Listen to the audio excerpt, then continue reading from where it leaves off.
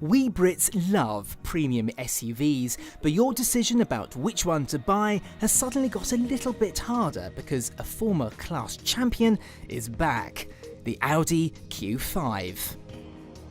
On the outside though, you'd struggle to tell this was the new one. I know Audis are known for their evolutionary designs, but this takes things to a different level. Apart from this new grille and this swoopy line down the side, it's almost the spitting image of the old Q5. Come on, Audi. Inside though, it is a world away from the old Q5 and it makes that car feel so archaic. The dashboard layout is very similar to the much larger Q7 and the new Audi A5. So there's a focus on simplicity and everything is where you'd expect it to be. All cars come with Audi's MMI system as standard and it's controlled with this rotary wheel, and as usual it's a cinch to use. Build quality is exemplary as you'd expect. Everything you touch feels as though it's bulletproof. Storage wise, it's very good as well. Down here we've got the wireless phone charging option, so if I had an Android phone I could charge my phone.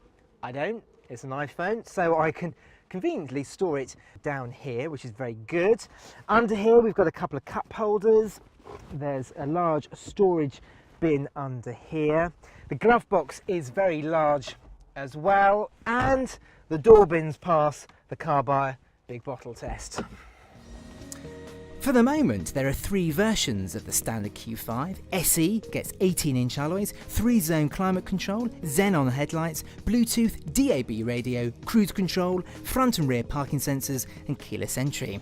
Sport adds LED ambient lighting, while S-Line, like our car, brings 19-inch wheels, LED headlights, leather and Alcantara seats and more aggressive exterior styling. The SQ5 will get its own range of sporty add-ons, and in terms of options, it's an Audi, so there's a long and costly options list. But we'd recommend going for the larger infotainment screen like we have here, and Audi's virtual cockpit TFT dials, which costs from £250. In the back, and the good news continues because there's a lot of space back here. Now it's probably comparable to a BMW X3 and a Mercedes GLC, so that seat is set up in my driving position. I'm just over 5'10" and I've got a good amount of knee room, but look at the amount of headroom I've got, and that's thanks to the Q5's quite boxy silhouette. Now you're going to struggle to carry 3 people in here really, because the middle person is going to struggle for room, largely due to the width of the middle seat and this enormous transmission tunnel. But there are still some clever touches back here. These seat bases slide forwards and backwards, so if you want some more boot room you can slide this forwards, or alternatively if you want some more leg room just slide it back. We've also got a couple of cup holders here. They're quite small cup holders, but cup holders nevertheless. And on this car we've also got rear climate control, which is quite a nice touch. Round at the boot, and let's lift the tailgate. Electric, of course, and whilst it's just 10 litres more than the old Q5, it is comparable to all of its nearest rivals. Let's grab the car buyer suitcase and load it in. And you'll note there's a bit of a lip to get over, but really it's neither here nor there. And you can see that it's of a very good size, nice and square, and the aperture is nice and square as well. Naturally, you can make the boot larger. There are handles here. Fold that one down. And strangely, when you fold down the left seat of this one, it only goes halfway down, which means you've got to go running round the side to fold it down. Click. Click, and you'll see that you've got, they don't lie completely flat, but it does allow you to pull items further forward in the boot, and as you can see it is a good space for those extra large items. Under the bonnet lies a wide range of engines. For diesel, there's a 2-litre with 148, 161 and 187 bhp outputs, and there's a 282 bhp 3-litre V6. For petrol buyers, there's a 249 bhp 2 litre, and for the SQ5, a 349 bhp 3 litre V6.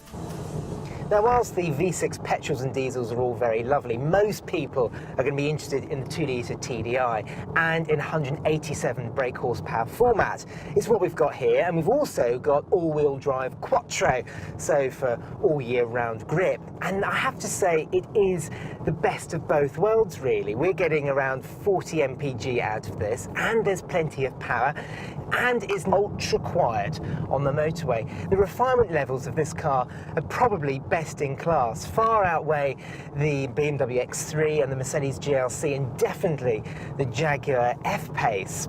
Now, you can go for manual and automatic transmissions. We've got the S-Tronic 7-speed auto here, and it's absolutely fine. Around town it is a little bit jerky at low speeds, but on the motorway and on country roads the gear changes are really fast and snappy.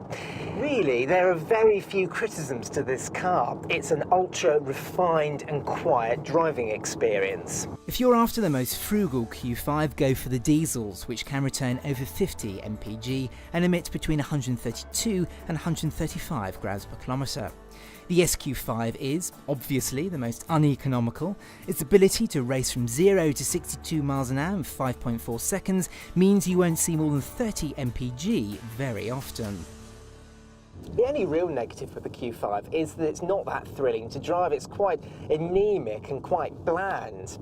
The Jaguar F-Pace is far more sporty to drive, and the X3, whilst it is getting on a little bit now, does feel a bit more involving. And the Q5 isn't as comfortable as the Mercedes GLC. If you go for the S-Line version like we've got here, the ride is just far too hard. So you've got to deselect the S-Line Sport suspension or go for the adaptive dampers. So in effect, the Q5 sits in the middle ground between the BMW X3 and the Mercedes GLC for driving characteristics. And of course, that is no bad thing.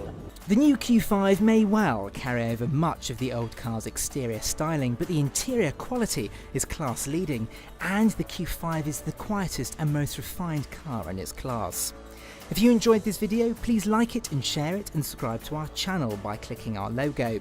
You can also watch our review of the Mercedes GLC and our SUVs playlist.